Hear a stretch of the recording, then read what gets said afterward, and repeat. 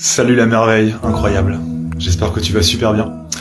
Là, je te fais un live dans lequel je vais te parler de mon accompagnement hypersensible rayonnant. Je vais te faire un petit topo pour te le faire découvrir en détail. Donc, déjà, le pourquoi de cet accompagnement, c'est aider les hypersensibles à dépasser le syndrome de l'imposteur et en créer une légitimité profonde et infinie. Une légitimité profonde et infinie, de quoi je parle quand je te parle de légitimité? C'est une légitimité à oser briller ta lumière, à oser faire ce qui t'éclate le plus, réaliser tes rêves. C'est oser te sentir légitime absolument de faire ça. Alors, ma certitude, c'est que l'endroit où tu vas vivre le plus de joie, où tu vas vivre le plus d'abondance, où tu vas kiffer le plus de liberté, c'est ton pourquoi d'incarnation. C'est aller à l'endroit de la jubilation de ton cœur, ce pourquoi t'es là. Et plus t'es là, plus tu vas kiffer. Et plus t'es loin de cet endroit-là, et plus tu vas être malheureux en fait, clairement. Et voilà. Après, comment ça se fait que cet endroit d'accomplissement, cet endroit de joie profonde, comment ça se fait que c'est pas facile d'y aller? Parce qu'il y a plein de résistances en fait. Il y a vraiment ce truc, on est fait comme ça, on est codé comme ça. Plus c'est proche de notre cœur, plus on a de résistance à y aller, plus il y a de peur à y aller en fait. Et plus on s'en approche, plus il y a de plaisir, plus il y a de jubilation. Mais il y a plein de résistances qui sont là, et notamment autour du syndrome de l'imposteur. Je me sens pas légitime à rêver aussi haut. Je me sens pas légitime à toute cette ambition, à réaliser des désirs aussi gros. Je pense que je suis pas assez. Et c'est exactement ça, du coup, dans mon accompagnement que j'aide à faire sauter, quoi, à t'aider à sentir à quel point t'es 100% légitime de faire ce qui te plaît le plus. Et pour moi, l'endroit où t'as le plus envie d'aller, c'est aussi l'endroit où tu vas vivre le plus d'abondance, le plus de joie, le plus de liberté. L'endroit de ta plus grande jubilation, ton pourquoi d'incarnation. Voilà. Et c'est ça que j'aide les gens à rejoindre, en faisant sauter je ne me sens pas légitime à faire ça. À la place, t'aider à ancrer une légitimité profonde et infinie à faire ce truc-là. Pourquoi t'es là? Voilà. Donc plus t'es loin de cet endroit-là, plus t'es malheureux en fait. Vraiment, j'ai cette certitude, quoi. Voilà, pas de paix profonde sans accomplissement, sans sentir que tu fais ce pourquoi t'es là. Tu te sens pas que ta vie elle a un sens, que tu te sens pas t'accomplir. Si ça n'a pas lieu, il n'y a pas de paix profonde. Et il y a d'autres symptômes. Plus on est éloigné de ce centre, de notre axe, de pourquoi on est là, ça déclenche d'autres symptômes. Par exemple, un sentiment d'insatisfaction, quelque chose qui dit à quoi bon? Parce que de l'intérieur de toi, il y a toutes tes cellules qui savent très bien que tu es là pour un autre truc, et tu t'y consacres pas. Et juste, il y a de l'ennui en fait, il y a à quoi bon? Insatisfaction. Il y a je me sens perdu, je sais pas où aller, parce qu'en fait t'es débranché de ta boussole. L'univers tout entier conspire à t'emmener dans une direction. Pareil, tous tes capteurs internes te poussent dans une direction, mais t'es débranché de ça, par peur, pour plein de raisons, à cause de ton histoire, pour plein de raisons. Mais du coup, il y a je me sens perdu dans ma vie en fait. Je sais pas où aller, je me sens perdu. C'est normal. T'es débranché de ton essence, de l'endroit de ton GPS qui est hyper précis pourtant, qui te dit clairement c'est par là. T'en es débranché, donc du coup tu te sens perdu. Voilà. Un autre truc, c'est je me sens stressé. Parce que comme tu vas pas accomplir ce pourquoi t'es là, évidemment, dedans, il y a un truc qui dit c'est jamais assez, c'est insatisfaisant, et du coup, qui essaye de combler le manque de qualité par de la quantité. Ça a pas le goût de ce truc qui me fait frémir toutes les cellules, parce que t'es pas à ta place. Donc du coup, ça essaie de compenser par de la quantité, et tu t'écrabouilles, et tu t'épuises, et tu te sens stressé du coup, parce que tu cours comme un hamster dans une roue, à un endroit qui te satisfait pas. Et donc voilà, ça a cette conséquence-là aussi. Ça a aussi comme conséquence faible estime de moi. Parce qu'il y a, dans un coin, tu sais bien que ce qui te fait le plus rêver, c'est pas ça. Et que ce que tu fais, si t'es pas là, si t'es pas à ton pourquoi d'incarnation, tu sens bien que ce que tu fais, ça t'éclate pas, et que tu trouves ça un peu nul, mais tu te dis, je ne vaux pas mieux que ça, je reste là, je mérite pas mieux. Et du coup, évidemment, ça a un impact direct sur ton estime de toi, de te rester éloigné de ça. Et enfin, ça crée de l'anxiété aussi, qui est pas très très loin du stress, mais l'anxiété c'est encore plus fort parce que c'est encore plus essentiel. Le trouble que c'est en fait au fond tu ne t'écoutes pas. Quand t'es pas à ton pourquoi d'incarnation, tu ne t'écoutes pas. Donc il y a vraiment en toi des parties qui se sentent hyper en détresse parce que tu ne les écoutes pas, et donc ça crée de l'anxiété, une espèce de mal-être diffus hyper profond et que t'arrives pas trop à saisir parce que clairement c'est de ça que ça parle en fait. C'est tu n'es pas à ta place et tu es coupé de certaines parties de toi. Voilà. Donc tout ça c'est un peu des symptômes de je ne suis pas en train de faire la jubilation de mon âme. Ce qui m'éclate le plus, c'est pourquoi je suis là. Donc c'est pour qui mon accompagnement? C'est pour des personnes sensibles, hypersensibles, qui sentent depuis toujours qu'elles ont un truc tellement grand qui pousse à l'intérieur, un appel vers une réalisation de dingue, et en même temps qui se sentent hyper en galère avec la taille de cet appel, qui n'osent pas assumer la taille que ça fait, qui ont peur d'être orgueilleuses, qui se reprochent cet élan si fort à l'intérieur, qui le repoussent, et en même temps ça continue d'appeler, et elles sont tiraillées entre les deux, c'est super inconfortable. Pour des personnes qui sentent qu'elles ont vraiment de l'or dans les mains, elles n'arrêtent pas d'avoir des retours super positifs de l'extérieur sur ce qu'elles font, et néanmoins, malgré tout ça, elles n'arrivent pas à se faire confiance, elles n'arrivent pas à reconnaître leurs valeurs, elles n'arrivent pas à avoir confiance en elles, et ça les rend dingues en fait, de sentir ce décalage entre à quel point je doute de moi, à quel point pourtant j'ai des retours positifs, et j'arrive pas à juste déployer ma puissance dans la joie et aller vers ce qui m'éclate, parce que je doute de moi en permanence. Pour les personnes qui vivent tout ça, et qui en ont marre en fait, et qui disent stop, c'est bon, j'ai assez souffert, j'ai vraiment envie de changer maintenant, j'ai vraiment envie de m'offrir un cadeau qui va me permettre de faire sauter tout ça, et enfin de m'épanouir, ça y est, je suis à ce moment-là de ma vie, je suis prêt, on y va. Je suis d'accord de me remettre en question, c'est pour les gens qui sont d'accord de se remettre en question, je suis d'accord de me faire assez confiance, quand je te dis que oui, on ira dans la profondeur, on ira là où c'est nécessaire d'aller, mais en étant hyper à l'écoute de ton rythme. Et oui, ça va faire une transformation très forte en toi. Donc c'est pour les gens qui sont prêts à ça, en fait, qui sont d'accord de se transformer au service de leur joie, de leur liberté et de leur puissance, bien sûr. Voilà. Ouais, c'est déjà pas mal. Donc, maintenant, je vais te parler un peu de mon accompagnement et donc des différentes modalités de mon accompagnement. Donc déjà, c'est sur 6 semaines. C'est sur 6 semaines. Coucou Rebecca. C'est sur 6 semaines. Mon accompagnement, c'est tous les 2 mois. J'ai un roulement où je fais 6 semaines d'accompagnement, 2 semaines de pause. Donc c'est tous les 2 mois. Le principe, c'est qu'il y a donc 6 semaines. Il y a une thématique par semaine. 3 premières semaines, on va voir 3 grandes familles de peur à oser être qui on est, à oser briller sa lumière.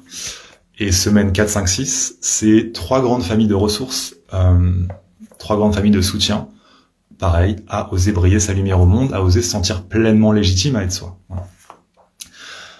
Et chacune de ces semaines, je vois les personnes 3 heures. Donc c'est un format assez intensif. Et les 3 heures, elles sont réparties de la façon suivante. Il y a 1h30 de psychothérapie énergétique et spirituelle. En gros, c'est de la psychothérapie avec tous les différents niveaux supplémentaires que j'ai, du soin énergétique parce que je pratique ça, voilà, j'ai fait des constellations familiales aussi, voilà, j'ai plein d'outils dans ma besace, et donc clairement, ça va plus loin que simplement de la psychothérapie classique, et voilà, la dimension plus grande que nous est là aussi. Donc, psychothérapie énergétique et spirituelle, 1h30. Mais en gros, on est dans la parole, on va causer avec des parts des personnes, on va interroger des croyances limitantes. Voilà, ça reste de la psychothérapie quand même. Voilà, donc 1h30 de ça chaque semaine. 1 heure de soins énergétiques, où là, en gros, c'est la même chose, à savoir se brancher à des parts en souffrance qui ont besoin d'être entendues, qui ont besoin de recevoir certaines choses, de l'attention, de la tendresse, du courage, de la force, qui ont besoin de choses qu'on leur donne. Sauf que là, au lieu de le faire par la parole, avec mon conscient qui cause avec le conscient de mon client, c'est en soin énergétique. Donc c'est moi qui me branche en direct au système de la personne, avec son accord évidemment, en étant très au clair au début de la séance, qu'est-ce qu'on fait au sein de cette séance-là. Ensuite j'y vais, mais c'est moi qui bosse en direct, ça va plus vite, on peut aller toucher d'autres endroits, parce que c'est pas le même canal. Mais voilà, c'est un peu la même chose, mais fait par d'autres moyens, pour aller toucher d'autres couches. Donc 1 heure de soin énergétique chaque semaine, et 1 demi-heure de méditation. Et là, la méditation, c'est pas du process, c'est pas encore aller plonger, explorer des trucs, c'est plutôt axé ressources, axé la pleine conscience, qui aide à intégrer, parce que on va pas mal rencontrer de choses, donc c'est aussi des espaces de soutien, et tout ça c'est en individuel. Donc 3 heures chaque semaine, et donc chaque semaine a une thématique. Les 3 premières semaines, c'est donc 3 grandes familles de peur, de frein à oser briller sa lumière au monde. La semaine 1, c'est peur de la persécution. C'est peur de, si j'ose être moi, je vais recevoir de la violence, je vais m'en prendre plein la gueule, donc je reste assis, quoi. J'ose pas me lever. C'est aussi autour de toutes les mémoires de bûcher, en fait. Le côté dans ton transincarnation, si t'as eu ce qui est possible, si t'es clairement porteur de lumière et tout, c'est bien possible que dans ta lignée et dans ton transincarnation, donc dans ton transgénérationnel et dans ton transincarnation, t'aies des mémoires de je me suis fait cramer par la tribu parce que j'étais trop puissant, parce que j'avais trop de lumière en moi, et à cause de ça, on m'a attrapé et on m'a brûlé. Donc aller rencontrer toutes les mémoires de ça, et donc apaiser ceux qui a peur de recevoir de la violence par l'extérieur quand il ose briller sa lumière. Donc semaine 1, on va rencontrer autour de cette thématique de la peur de la persécution. Semaine 2, c'est peur de la folie. J'ai peur en plongeant dans ma lumière, j'ai peur de faire Icare à nouveau, de me cramer le disque dur et de me noyer dans l'intensité, quoi. De me noyer dans l'immensité. J'ai peur de perdre pied. Donc voilà, c'est toutes les mémoires autour de les fois où je me suis ouvert à ce plus grand que moi, et ça m'a cramé. C'est arrivé, ça continue d'arriver encore aujourd'hui. Donc j'ai peur donc ça c'est une échelle un peu archétypale, très intense, mais qui existe quand même et qui est agissante. Mais il y a aussi l'échelle, j'ai peur en m'autorisant vraiment ma puissance, j'ai peur de devenir arrogant, j'ai peur de devenir égoïste, j'ai peur de perdre les pédales, quoi. Peur de la folie. Semaine 2. Semaine 3, on va avoir peur de ma propre puissance. En gros, et puis il y a une sorte de chronologie quand même. On s'est apaisé avec les peurs de recevoir de la violence de l'extérieur. Semaine 1. Semaine 2, on s'est apaisé dans 2 mois à moi, j'ai peur de perdre les pédales. Et maintenant, semaine 3, ok, ça s'est déverrouillé. Et maintenant, je suis puissant. Et j'ai peur de ma propre puissance, en fait. J'ai peur de la responsabilité que c'est, de l'impact que je peux avoir sur le monde. Et du coup, j'ai peur de la culpabilité que ça pourrait me faire recevoir si jamais je fais des choses que je regrette par la suite. J'ai peur de la taille de mon impact sur le monde. Comme disait un grand sage en collant rouge et bleu, un grand pouvoir implique de grandes responsabilités. C'est une réplique de Spider-Man, pour ceux qui n'ont pas la ref. Mais c'est vrai. Donc, ce truc aussi de... ce qui nous terrifie le plus, c'est d'être puissant au-delà de toute limite. C'est ça qui nous fait le plus peur, en fait. Donc, peur de ma propre puissance. Donc ça, c'est semaine 3, c'est ça qu'on va rencontrer. Une fois qu'on a apaisé ces 3 grandes familles de peur, on bascule dans 3 grandes familles de ressources. Ça, c'est aussi vraiment quelque chose dont je vois vraiment la beauté, et notamment en mouvement de médecine, qui est la danse-thérapie chamanique que je pratique, et à laquelle je me forme. Il y a vachement d'importance sur les ressources. C'est tellement important, les ressources, et d'être soutenu. Donc, semaine 4, 5, 6, on bascule sur recevoir, être soutenu pour briller sa lumière. Semaine 4, c'est les ancêtres bienveillants.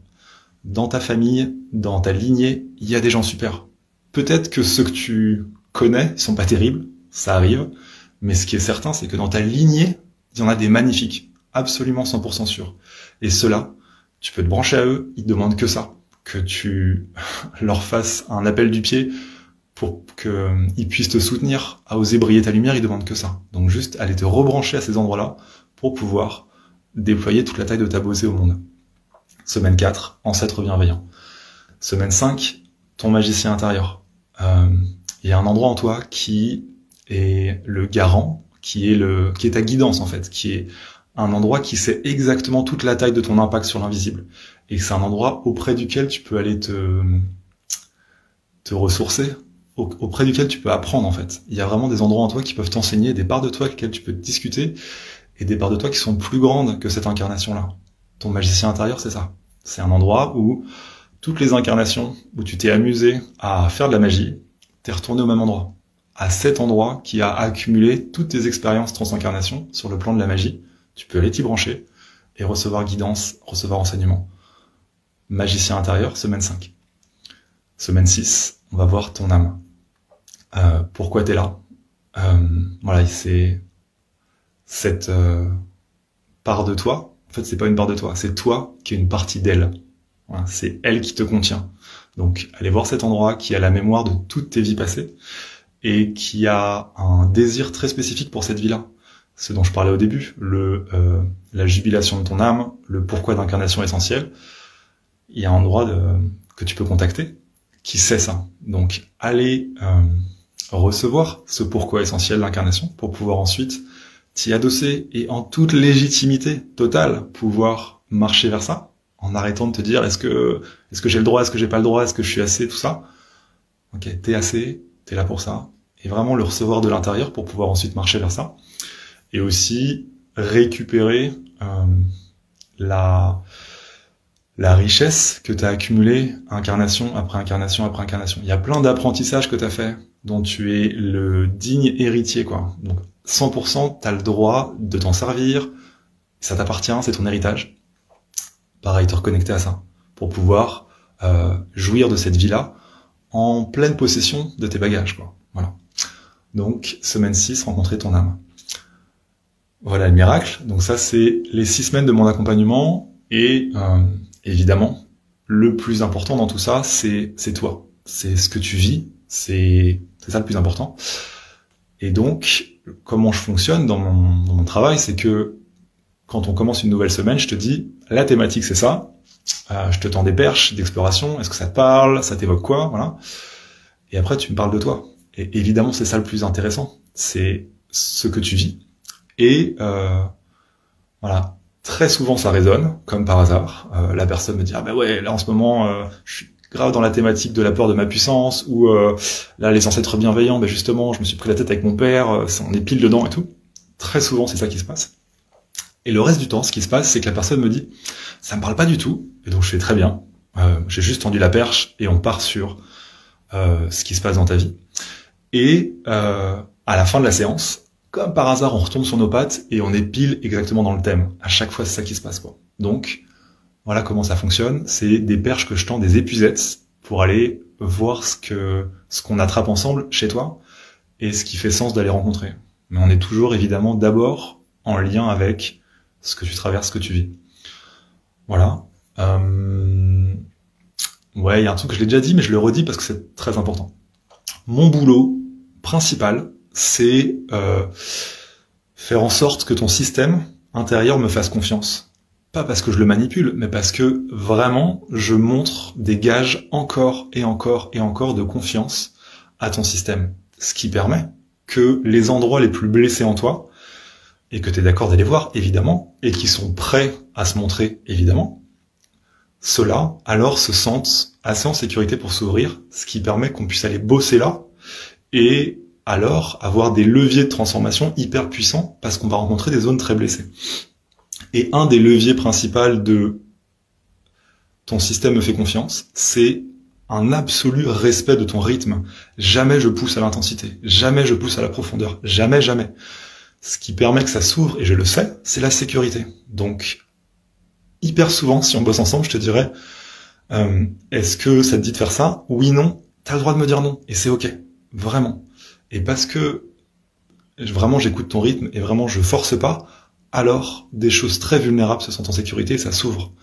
Et de fait, on va bosser en profondeur. Mais c'est pas parce que moi je le force. Et ça, c'est hyper important, quoi. Je force pas du tout la profondeur. Et c'est ça qui permet d'aller en profondeur et que ça s'ouvre, en fait. Voilà. Voilà le miracle. J'ai fait un peu le tour, là, je crois, de ce que je voulais te dire. Si jamais tu as des questions auxquelles j'ai pas répondu, eh ben, fais-moi un message. Ce serait une joie d'en discuter avec toi. Je te souhaite une journée magnifique. Salut la beauté.